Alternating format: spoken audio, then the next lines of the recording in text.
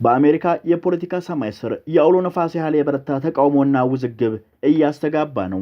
የዋሽንግተን ቤተ መንግስት ኮሪደሮች ቀደም ሲል ለፕሬዝዳንት ዶናልድ ትራምፕ የነበራቸው ታማኝነት በጠየቀ መልኩ በአእምሮ ጤንነታቸው፣ በውሳኔያቸው ወላዋይነትና በአመራር ብቃታቸው ላይ በግልጽ በሚነሱ ጥያቄዎች እየተናወጡ ነው። ይህንን እያባባሰ ያለው ደግሞ ከኢራን ጋር ያለው ጦርነት ለማስቆም የተፈረመው የሰላም ስምምነት ነው። ትራምፕ ይህንን የጥበብ ውል ብለው ቢጠሩትም ከሪፐብሊካን ወገኖቻቸውና የቅርብ ወዳጆቻቸው ዘንድ ግን የአሜሪካን ጥቅምና ክብር የጣለ በሚል የሚወርድባቸው የኩነኔ ናዳ በርትቶባቸዋል።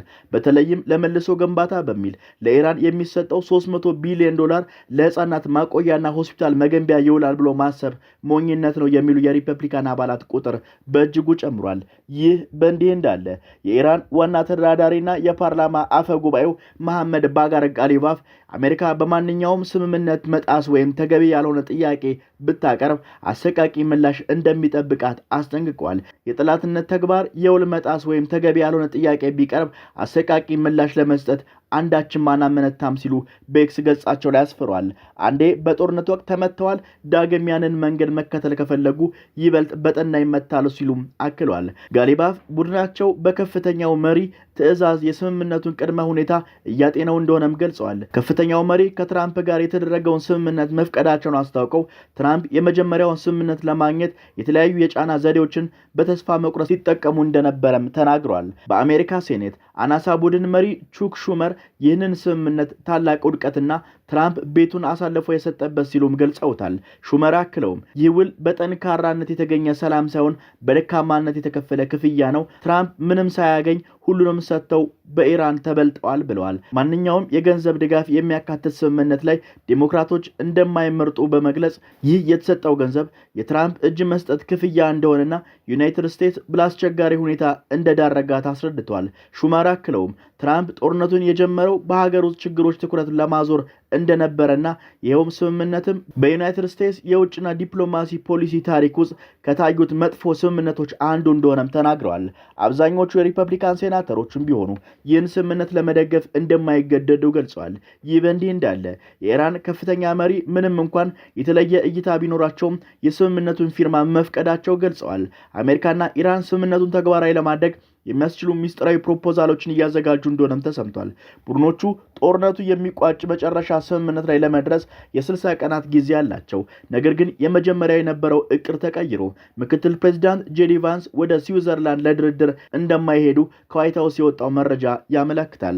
ቫንስ በእስራኤል በሊባኖስ ላይ እያካሄደች ያለውን ጥቃት ሲነቅፉ ይህ ድርጊት ድርድሩን እያደናቀፈው እንደሆነም ገልጸዋል። የእስራኤል ቅሬታ አስመልክተው እኔ በእስራኤል መንግስት ካቢኔ ውስጥ በሆን ባለኝ ብቸኛ ጠንካራ አጋር ላይ ጥቃት አልሰነዝርም ነበረ ብሏል።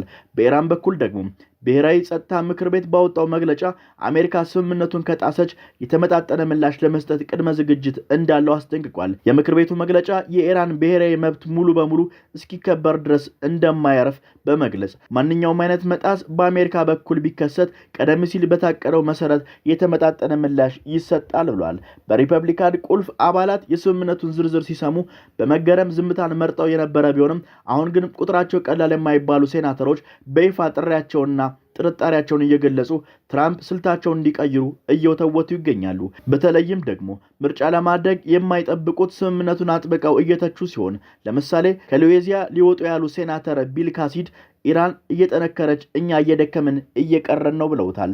በሌላ በኩል እስራኤል ከትራምፕ ጋር ያላትን እምነት የገለጸ ሲሆን እስራኤል በሊባኖስ ላይ የምታደርገውን ጥቃት በመቀጠል የዲፕሎማሲውን ጥረት ጥያቄ ውስጥ እየከተተችው ትገኛለች።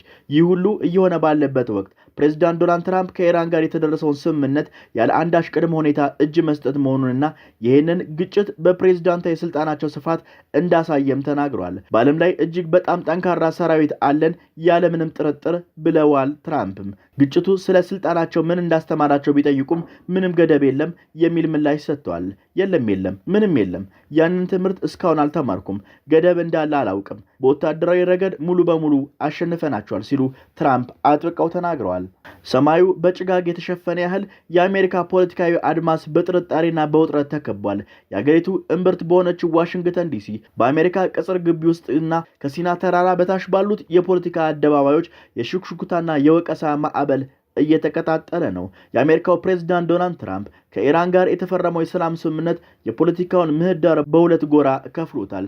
በፕሬዝዳንቱ ጤነኝነት፣ በውሳኔ አሰጣጥና በአመራር ብቃታቸው ዙሪያ ያሉ ጥያቄዎች አሁን በይፋ በስፋት እየተነሱ ይገኛሉ።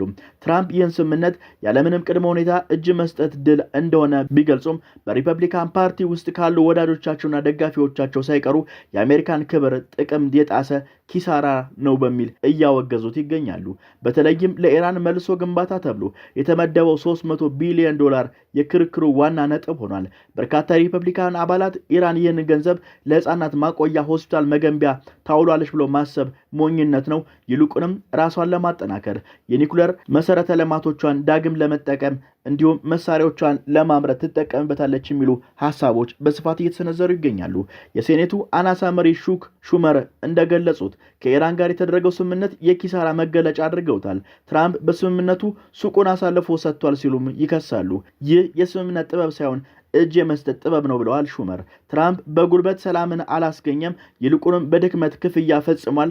አሜሪካ የሚፈልጉትና የሚያስፈልጋቸውን ምንም አላገኙም፣ ኢራኖች ግን አጥበው አጥተውታል ሲሉ በምሬት ይናገራሉ።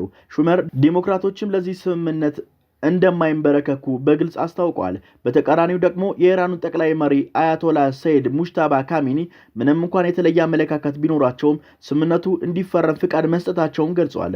ከዚህ በፊት ትራምፕን በግላቸው ገንዘቡ እንዳይሰጡ ቢገልጹም ሹመር ያ የእጅ መስጠት ገንዘብ ነው ሲሉ ተቃውሟቸውን አጠንክረዋል። ስምምነቱ የትራምፕ የውጭ ፖሊሲ ውድቀት እንደሆነም ሹመር ይናገራሉ። ውጥረቱ በሀገር ውስጥ ብቻ አላበቃም። ኢራን በበኩሏ የአሜሪካ መንግስት ስምምነቱን የሚያንኳስስ ንግግር የሚያደርግ ከሆነ ስምምነቱን እንደምትቀደው አስጠንቅቃለች። የኢራን ብሔራዊ ደህንነት ምክር ቤት አሜሪካ በስምምነቱ ላይ ጥሰት ከፈጸመች ተመጣጣኝ ምላሽ ለመስጠት እየተዘጋጀ እቅድ እንዳለው አስታውቋል። የምክር ቤቱ መግለጫ የኢራን ሕዝብ መብት ሙሉ በሙሉ እስኪከበር ድረስ እንደማያርፍም አረጋግጧል። የእስራኤልም አቋቋም አሻሚ ሆኗል። የእስራኤሉ የተባበሩት መንግስታት አምባሳደር ዳኒ ዳኖር አገራቸው ትራምፕን ከኢራን ጋር የሰላም ስምምነት ለማድረግ እንደማታመን ቢገልጹም እስራኤል በሊባኖስ ላይ የማታደርገውን ጥቃት ቀጥላለች። ይህ ደግሞ በዲፕሎማሲው ጥረቶች ላይ ተጨማሪ ውጥረት ፈጥሯል። ምክትል ፕሬዝዳንት ጄዲ ቫንስ የእስራኤልን ጥቃት በመተቸት ድርድሩ እንደሚያደናቅፍ ቢገልጹም እንደ ዘገባዎች ከሆነ የሽግግር ቡድኑ በሚስጥር የሰላም ስምምነቱን ተግባራዊ ለማድረግ እቅድ እያወጣ ነው። በዚህም 60 ቀናት የድርድር ወቅት ሁለቱ ወገኖች ቋሚ የሰላም ስምምነት ላይ ለመድረስ እየሰሩ ይገኛሉ። ነገር ግን በሪፐብሊካን ፓርቲ ውስጥ ያሉ አባላት በስምምነቱ ላይ ያላቸውን ጥርጣሬ እየጨመረ መጥቷል።